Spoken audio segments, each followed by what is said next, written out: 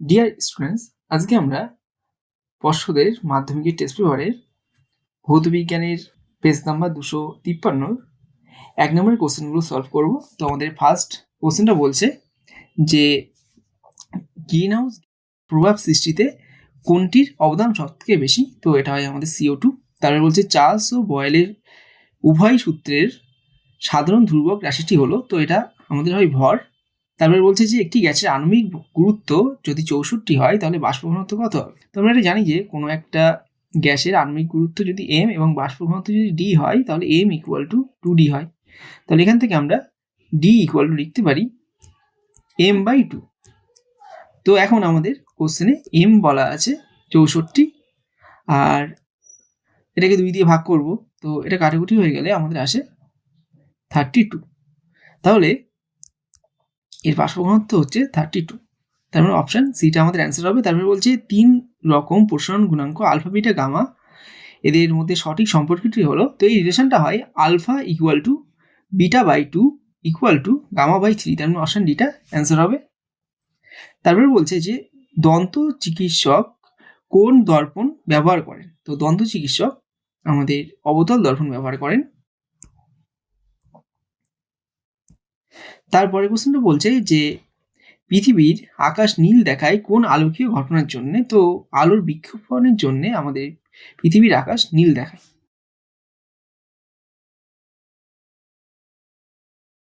তারপরের কোশ্চেনটা আমাদের বলছে যে বিভব প্রভেদ 20 ভোল্ট এবং প্রবাহ মাত্রা 5 অ্যাম্পিয়ার হলে রোধ কত হবে? তো আমরা ওহমের সূত্র অনুযায়ী এটা জানি যে ভি ইকুয়াল টু হয় I ইন্টু আর। তো এখান থেকে আমরা আর ইকুয়াল টু বলতে পারি V/I। আর আমাদের কোশ্চেনে বিভব প্রভেদ অর্থাৎ ভি আমাদের বলা আছে এইটা, আর আই হলো প্রবাহ মাত্রা আই, এইটা আমাদের বলা আছে 5 অ্যাম্পিয়ার। তাহলে এখানে যদি বসিয়ে দেই ভি ইকুয়াল টু আমাদের 20 ভোল্ট আর আই ইকুয়াল টু 5 অ্যাম্পিয়ার, তাহলে এখান থেকে আমাদের আসছে 4। তো তার মধ্যে রোধ কত হবে? 4 ওহম। তার মানে অপশন এটা অ্যান্সার হবে। তারপরে বলছে যে বর্তমানে আন্তর্জাতিক নিয়ম অনুসারে লাইফ তারের রং কি? তো আন্তর্জাতিক নিয়ম অনুসারে লাইফ তারের রং হয় আমাদের বাদামি। তারপরে বলছে 92 ইউরেনিয়াম 238 নিউক্লিয়াস থেকে একটি আলফা কণা নির্গত হলে নতুন নিউক্লিয়াসটি কি হবে?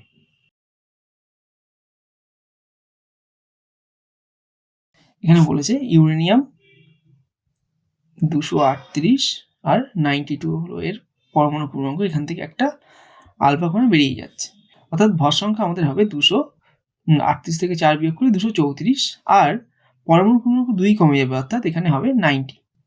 তো আমাদের এখানে কোশ্চেনে অপশানে যার পরমাণু পূর্ণাঙ্ক 90 আর ভর সংখ্যা 234 হবে সেটাই আমাদের অ্যান্সার হবে। কিন্তু আমাদের এখানে 90 পরমাণু পূর্ণাঙ্ক আছে এইটার, কিন্তু এর ভর সংখ্যা 231 না, আর কোনোটা 90 নেই।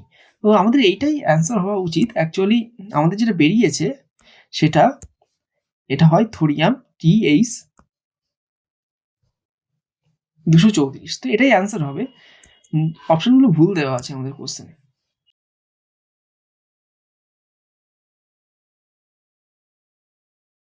তারপর আমাদের বলছে যে কোন ইলেকট্রন বিন্যাসযুক্ত মৌলটি সর্বাধিক তড়িৎ ঋণাত্মক হয়?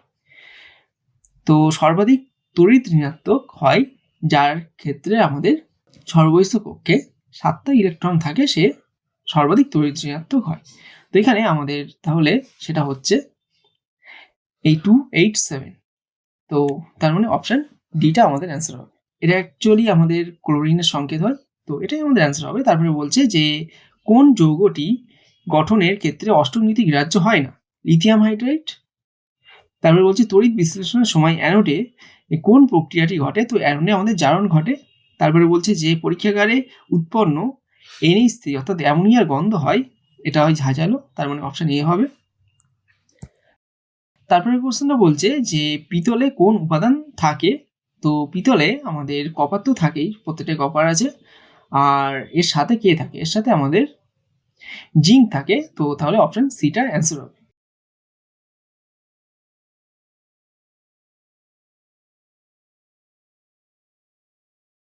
তারপরের কোশ্চেনটা বলছে যে জৈব অ্যাসিডের কার্যকরী মূলকের সংকেত লেখো। তো জৈব অ্যাসিডের কার্যকরী মূলকের সংকেত হয় COOH, তার মানে অপশন ডিটা আমাদের অ্যান্সার হবে।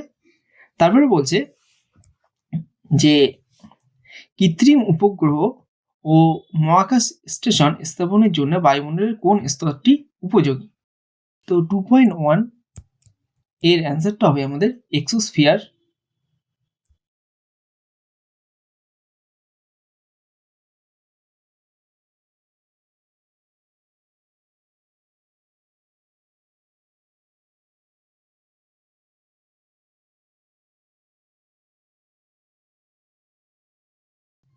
তারপরে কোশ্চেন বলছে বায়ুমণ্ডলের একটি গ্যাসের নাম লেখো যা গ্রিনহাউস গ্যাস এবং বিশ্ব উষ্ণায়ন ঘটাতে সাহায্য করে।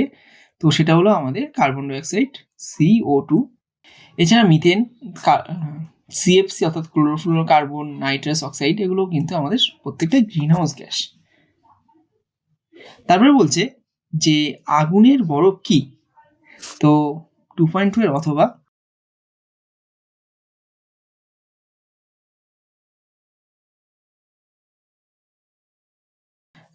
মিথেন হাইড্রেটকে আমরা আগুনের বরফ বলে থাকি। তাহলে অ্যান্সার হবে মিথেন হাইড্রেট।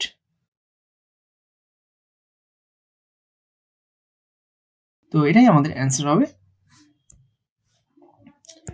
তারপরে কোশ্চেনটা বলছে যে একই চাপ ও উষ্ণতায় 1 লিটার O2 অর্থাৎ অক্সিজেন এবং 1 লিটার N2 অর্থাৎ নাইট্রোজেন গ্যাসের অণুর সংখ্যা ভিন্ন হয়।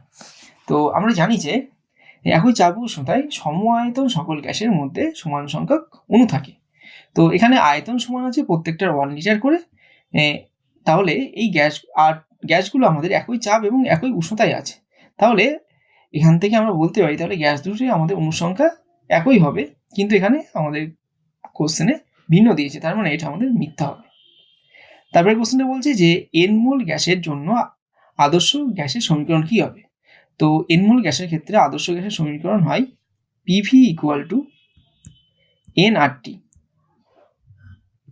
তো যেখানে পিটা হলো গ্যাসের চাপ, ভিটা হলো আমাদের গ্যাসের আয়তন, এন হলো মোল সংখ্যা, আর হলো সার্বজনীন গ্যাস ধ্রুবক, আর টি হলো কেলভিন স্কেলে উষ্ণতা।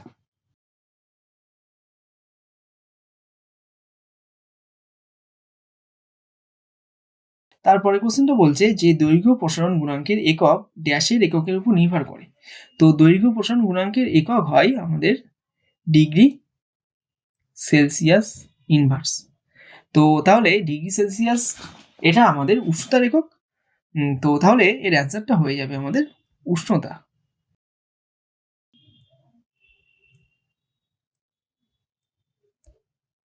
তারপরে কোশ্চেনটা বলছে যে গ্যাসের আপত প্রসারণ লক্ষ্য করা যায়। তো অবশ্যই গ্যাসের আপত প্রসারণ লক্ষ্য করা যায়, তার মানে এটা আমাদের সত্য হবে। তারপরে কোশ্চেনটা বলছে সমতল, অবতল ও উত্তল দর্পণ দ্বারা সৃষ্ট অসৎ বিম্বের সাদৃশ্য কি? তো এর সাদৃশ্য হলো আমাদের প্রত্যেকটাই সমশীর্ষ হয়।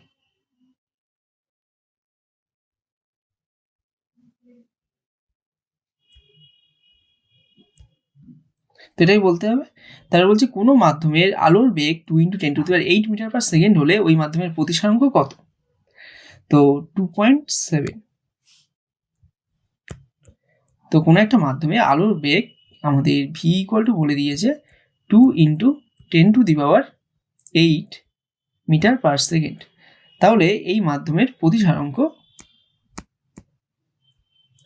মিউ, এটা কত হবে আমাদের বের করতে হবে। তো মিউ = হয় আমাদের c/v।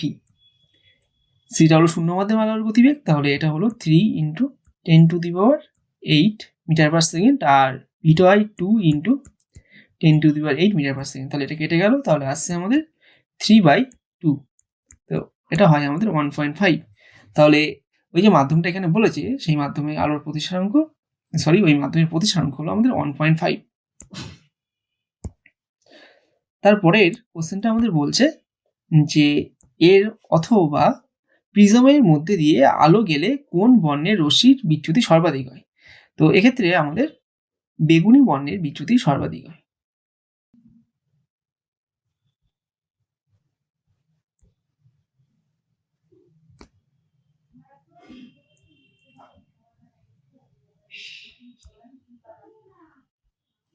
তারপরে কোশ্চেনটা বলছে বাল্যচক্রে কোন শক্তি কোন শক্তিতে রূপান্তরিত হয়? তো বাল্যচক্রে আমাদের তড়িৎ শক্তি যান্ত্রিক শক্তিতে রূপান্তরিত হয়। 2.8 এর অ্যান্সার হবে তড়িৎ শক্তি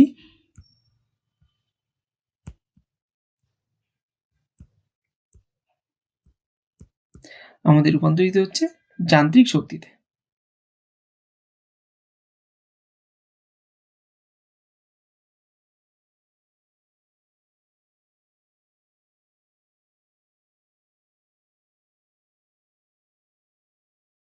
তারপরে কোশ্চেনটা বলছে এসি কে ডিসিতে রূপান্তরিত করা যায় ড্যাশের সাহায্যে?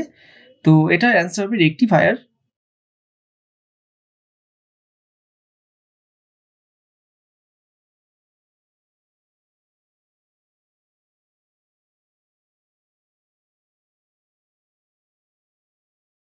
তারপরে কোশ্চেনটা বলছে যে তড়িৎ শক্তির একক, তো তড়িৎ শক্তির একক আমরা এটা লিখতে পারি জুল, এটাকে আমরা ওয়াট ইন্টু সেকেন্ডও বলতে পারি। তো যদি আমাদের বলতো যে তড়িৎ শক্তির ব্যবহারিক একক কি, তাহলে আমাদের বলতে হতো কিলোওয়াট আওয়ার। এছাড়াও আরও একটা ব্যবহারিক একক আছে, সেটা হলো ওয়াট আওয়ার। তো এর পরের কোশ্চেনটা বলছে যে নিউক্লিয় সংযোজনের মূল শক্তির উৎস কি, এর একটি উদাহরণ দাও। তো 2.10 এর প্রথম কোশ্চেনটার অ্যান্সার হবে আমাদের ভর ত্রুটি।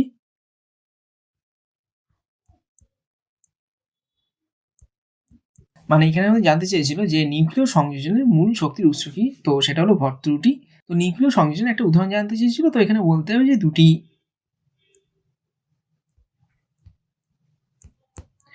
আমাদের ডয়টেরিয়াম পরমাণু মিলে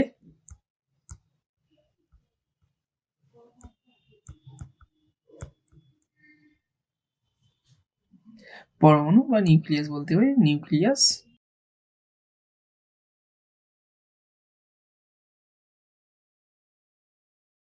যুক্ত হয়ে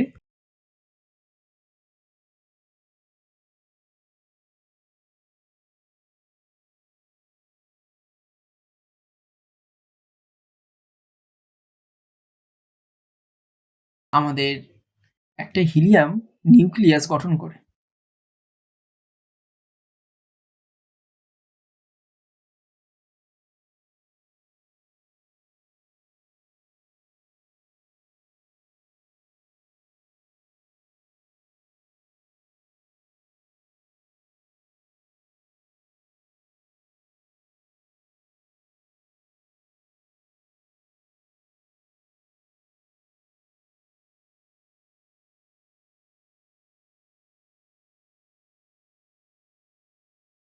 তারপরের কোশ্চেনটা আমাদের বলছে যে এই যে এখানে আমাদের যে বিক্রিয়াটা দিয়েছে ওয়ান, মানে দুটো ডয়টেরিয়াম পরমাণু আছে, সেখান থেকে কি কি উৎপন্ন হয় জানতে চেয়েছে। তো ফার্স্টে আমাদের যেটা উৎপন্ন হয় এখানে সেটা হবে আমাদের হিলিয়াম। তো এর যে সংকেতটা হয় সেটা এরকম হবে হিলিয়াম, এর ভর সংখ্যা 3 আর পরমাণু ক্রমাঙ্ক 2, আর এর সাথে আমাদের উৎপন্ন হয় একটা নিউট্রন, আর তার সাথে এই পরিমাণ শক্তি উৎপন্ন। তারপরে আমাদের বলেছে স্তম্ভ মেলাও, মানে এখানে দুটো স্তম্ভ দেওয়া আছে, মেলাতে হবে। ফার্স্ট বলছে যে দ্বৈত সূত্র মেনে চলে এমন একটি মৌলের উদাহরণ দাও। তো এটা হবে আমাদের লিথিয়াম। তো এটা আমি উপরে লিখছি, তাহলে লিথিয়াম হলে এটা আমাদের অপশান 2টা হবে। তারপরে বলছে যে নাইক্রোম তারে নাইক্রোমের একটি উপাদান কি, তো সেটা হয় ক্রোমিয়াম, তার মানে এটা হবে 4। তারপর বলছে ছাপার ব্লক তৈরিতে ব্যবহৃত ধাতু, তো এটা হলো আমাদের দস্তা, তার মানে 1 হবে। তারপর একটা বলছে তীব্র তড়িৎ ধনাত্মক মৌল, তো তীব্র তড়িৎ ধনাত্মক মৌল হয় আমাদের সিজিয়াম, তার মানে 3 হবে। তারপরে কোশ্চেনটা বলছে দৈনন্দিন জীবনে ব্যবহৃত এমন দুটি পদার্থের নাম লেখো যার মধ্যে একটি সমযোজী এবং একটি তড়িৎযোজী। তো সমযোজী যেটা সেটা হলো আমাদের খাদ্য লবণ, সরি, তো যেটা সমযোজী সেটা হলো আমাদের জল, আর যেটা তড়িৎযোজী সেটা হলো আমাদের খাদ্য লবণ, যার সংকেত হয় NaCl। তারপর বলছে জলীয় দ্রবণে CuSO4 এর তড়িৎ বিয়োজনে কি ঘটে? তো কপার সালফেটের তড়িৎ বিয়োজন হলে আমাদের Cu2+ আয়ন তৈরি হয় এবং তার সাথে SO4 2- এই আয়নটা তৈরি হয়। তারপর বলছে যে তড়িৎ বিশ্লেষণে কোন শক্তি কোন শক্তিতে রূপান্তরিত হয়? তো তড়িৎ বিশ্লেষণে 2.13 অথবা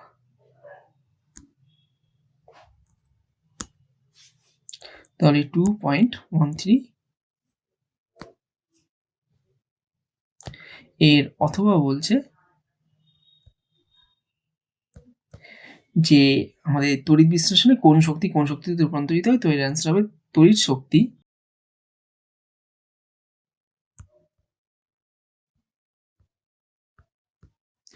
রাসায়নিক শক্তিতে রূপান্তরিত হয়।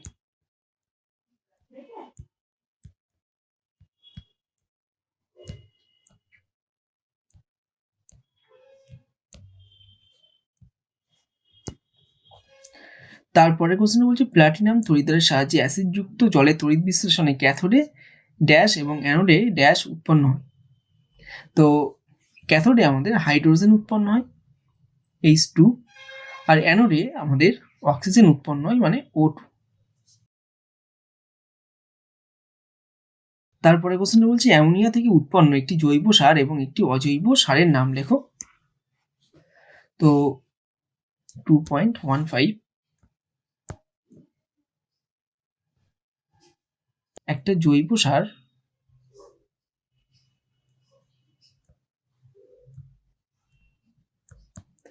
এটা হলো আমাদের ইউরিয়া।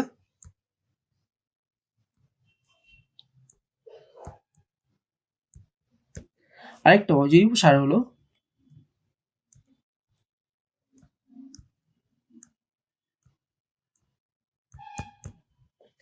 Ammonium sulphate.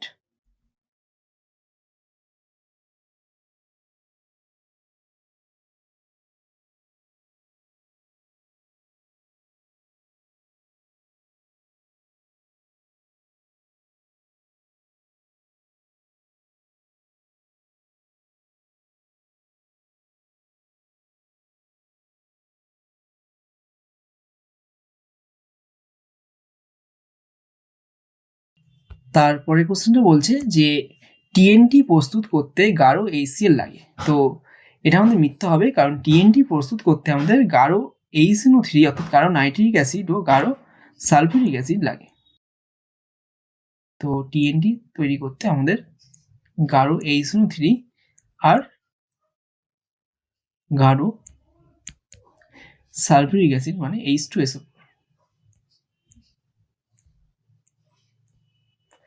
এই দুটো লাগে, এটা থেকে আমাদের TNT প্রস্তুত হয়। তারপর কোশ্চেনটা বলছে যে ওলিয়ামের রাসায়নিক নাম ও সংকেত লেখো। 2.16 ওলিয়ামের রাসায়নিক নাম হলো পাইরোসালফিউরিক অ্যাসিড।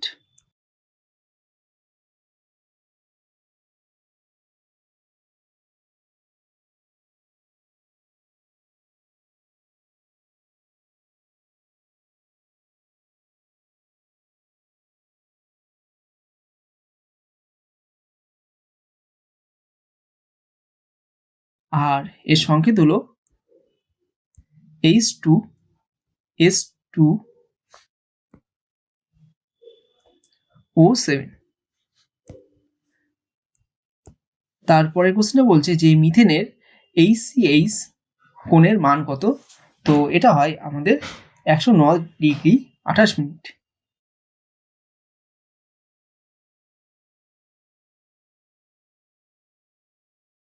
তারপরে কোশ্চেনটা বলছে যে ইউপ্যাক নাম লেখো। H3C মানে CH3 CH2 CHO।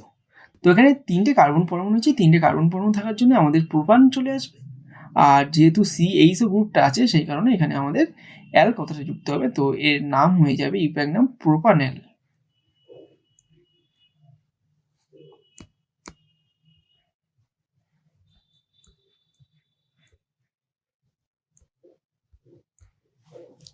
তারপরে কোশ্চেনটা বলছে যে এইটারও ইউপ্যাক নাম লিখতে হবে আমাদের CH3 CHOH CH3। তো এটাকে আমরা ফার্স্টে এর সব ভেঙে লিখবো। তাহলে CH হলো, এখানে CH3 আছে, আর এখানে একটা আমাদের OH যুক্ত আছে। তো আমাদের এখানে কার্বনগুলো নাম্বারিং করবো, এটা 1 নাম্বার, 2 নাম্বার, 3 নাম্বার। তো আমাদের 2 নাম্বারে OH গ্রুপ যুক্ত আছে আর 3টে কার্বন পরমাণু আছে। তো 3টে কার্বন পরমাণু থাকার কারণে আমাদের প্রোপান কথাটা চলে আসবে। আর যেহেতু 2 নাম্বারে আমাদের OH গ্রুপ যুক্ত আছে, সেই কারণে আমাদের কি হবে, এখানে এর সাথে 2 অল কথাটা যুক্ত হবে। তার মানে এর ইউপ্যাক নাম হবে প্রোপান